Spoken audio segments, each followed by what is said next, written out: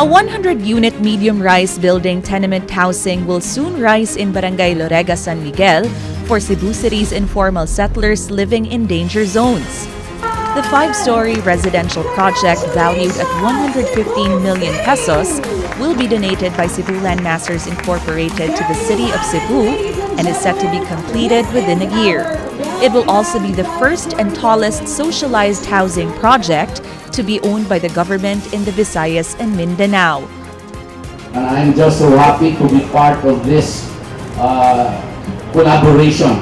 This is how housing should be done to help that sector that has not been given that much attention.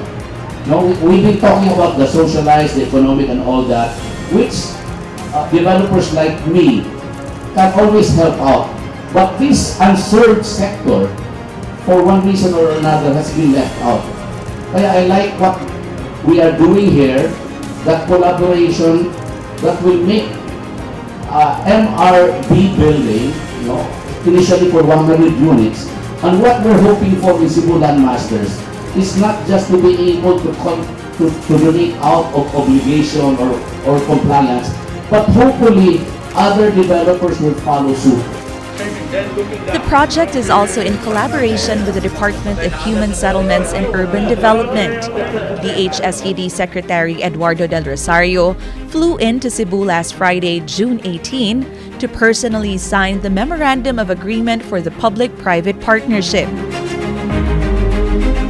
What we require is that the ownership of the land must be with the LGU as their equity to be involved in our housing program.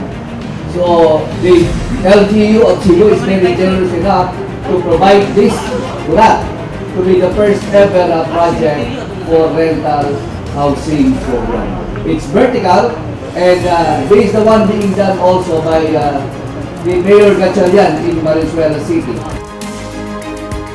The event then proceeded with a blessing rite and a groundbreaking ceremony. There you have it, a big round of applause, ladies and gentlemen! Each unit from the 2nd to the 5th floor of the medium-rise building will have a gross floor area of 25 square meters. It will also include open spaces, parking areas, a chapel, and a multi-purpose training hall. It will be constructed with green building practices and will be powered by solar panels. The beneficiaries will be selected by the Department of Welfare for the Urban Poor and Local Housing Board in compliance with the city's local shelter ordinance. It will also be managed by the City of Cebu and will follow a transition housing scheme. This will be turned over to the city government, and the city government provides a state management through the local housing board.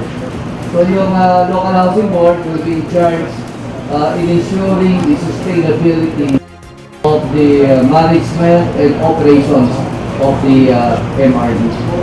So whoever will be the beneficiaries here should first exercise the first right of first refusal. Thank you so This has been much. Andrea Patania Matthew for My TV Cebu.